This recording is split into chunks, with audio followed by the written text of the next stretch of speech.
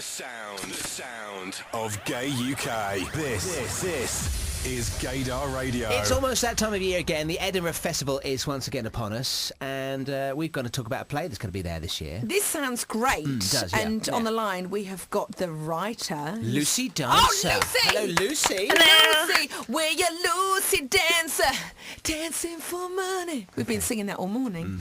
Very Lucy, nice. can I ask you, is this play... Rachel's Cafe. Is it Priscilla, Queen of the Cafe?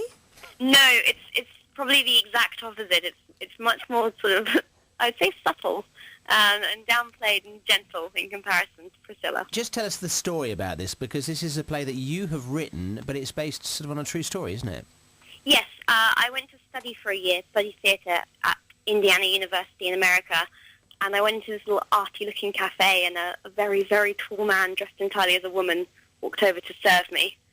And I got talking to her and stayed in touch and sort of flew back a year later to do some interviews with her and wrote a play. Oh, so this is all off you. You are the one who's kind of lifted the lid on Rachel's Cafe.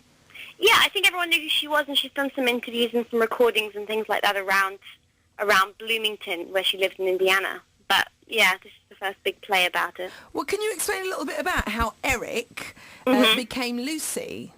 Rachel. Rachel. We're Sorry. talking to Lucy. I'm so confused. I know, it gets confusing. Yeah, so, this is what I'm interested in. So how did Eric become Rachel? What's the story? The story is that from very, very young, Eric knew that he wanted to be a woman, but he lives in Indiana. It's quite a religious part of America. It's quite, family-orientated, and he was caught once at about the age of 5 or 6 dressing up as a woman, and they quickly put a stop to that, his family. Mm.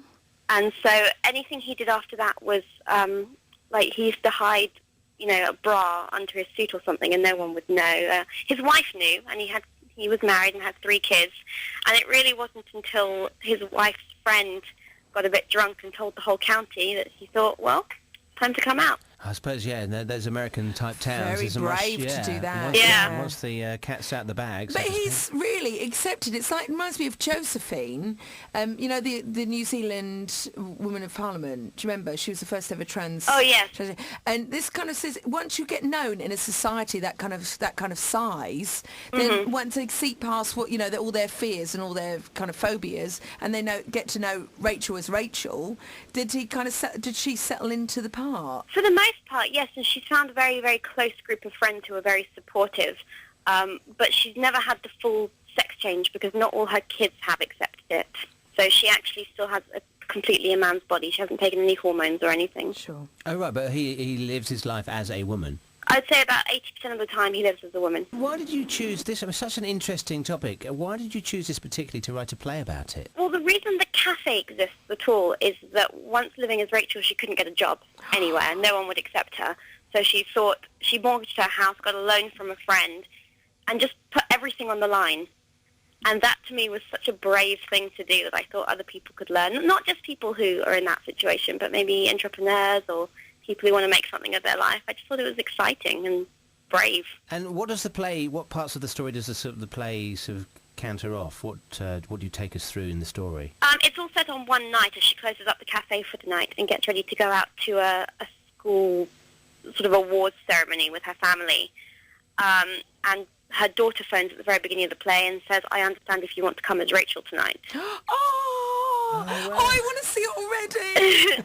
So the play is sort of her telling her story whilst deciding whether she'll go as Eric or Rachel that evening. That's really what it is. Oh my goodness, I could see this as a film. Yeah, I was thinking that as well, yeah. Harvey Weinstein would have to star in it.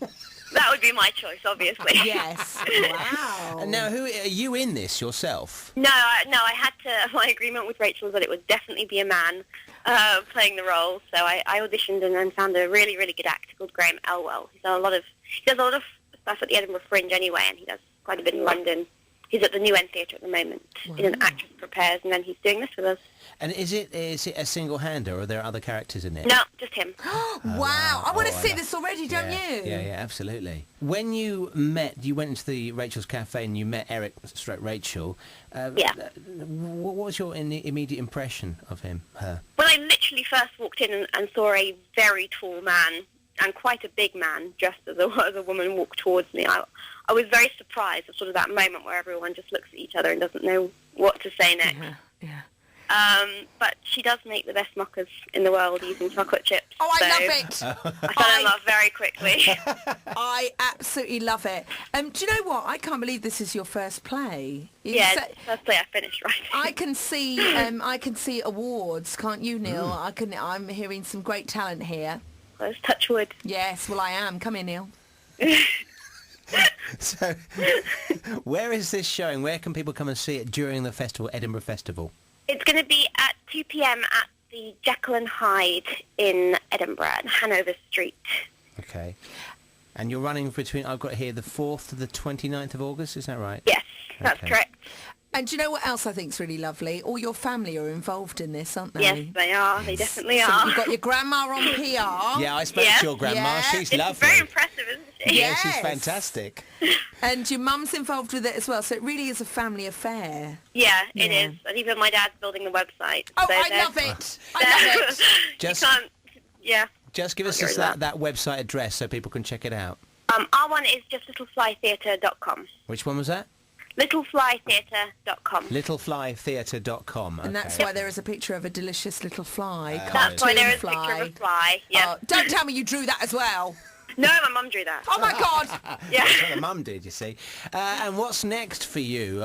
You must have got a bit of confidence from your first play here. What are you going to do next? Actually, we want to tour that play. We're looking at taking it to America. So I'm doing it in her town where the cafe actually is. Oh, brilliant. that's taking it Brilliant. back home. Can we also add that tickets to see Rachel's Cafe are free? They are free. Yeah, which is, I think this is great that you're putting this on. I can't quite get over that. Oh, I hope it goes to plan. Yes. That's the idea. Well, so do we. Thank you very much for talking to us.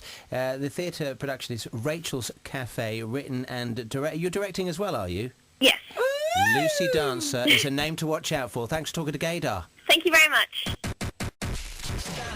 Across Gay UK, on mobile, online and on digital radio in London and the Sussex Coast. This is GaydarRadio.